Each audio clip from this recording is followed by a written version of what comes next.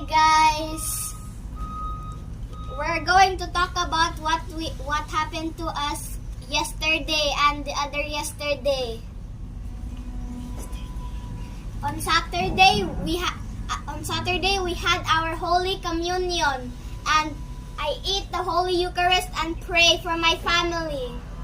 And also the Eucharist was not bad after all. It just tastes good. On Sunday, we went to my Lola's house because it was the fiesta, and also we have fun there. We also sleep over there, and today is Lucas' birthday.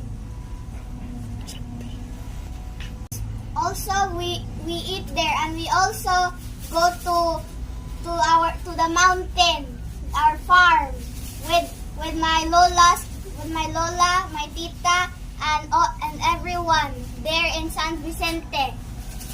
And also we will talk about what we do in the mountain. We saw goats there, and we saw goats and baby goats, and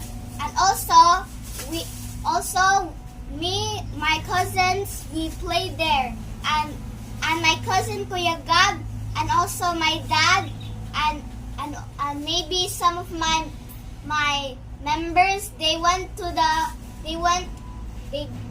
deeper into the mountain, and my cousin Kuya Gab, he got stung by a bee. And also we saw chicken eggs, and it exploded because they were not developed properly.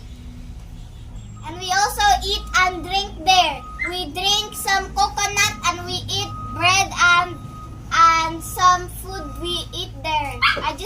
Tipay cried a lot. Tipay cried a lot because we went to a dead tree that is like hulog. We climbed there. I was in the highest, and my cousins are there, and I was holding a small branch there, and then I broke it, and then all of us hulog. I hold my cousin Atikaila, my cousin hold Tipay, and Tipay hold Kaden, and all of us fall down. And I also cried. I cried a lot because it very hurts because I bumped my head. It was also very funny. It's like we just jump into the water. Plus, we are just not crying except for Tipay. Yeah, because I bumped my head very hard. But since I'm in the highest, but I was brave. That's why I did not cry. Even though I'm in the highest spot in the tree, I hulog. But I was not brave. It's because Tipay is like a baby.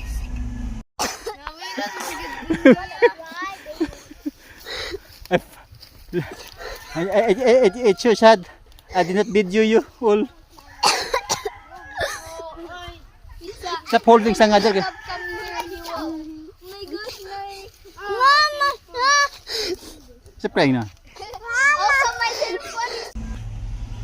And I hope that we can go back to my cousins because it's very fun. And also it's very fun and enjoying. And my cousins, Ate Kyla, and some of my cousins, they went up to the mountain to get some coconut. And that's where we drink the coconut.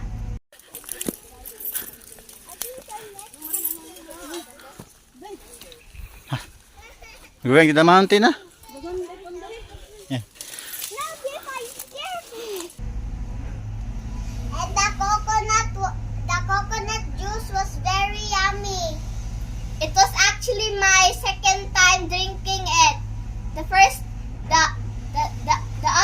The other time when I was in mountain, but not with my cousins, it was my first time drinking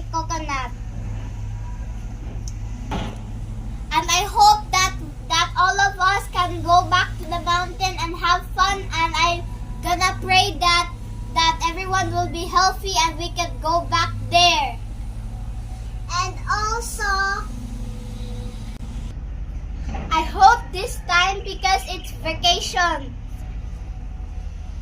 And also, I also made a video, but it always moved because I don't know how to video properly.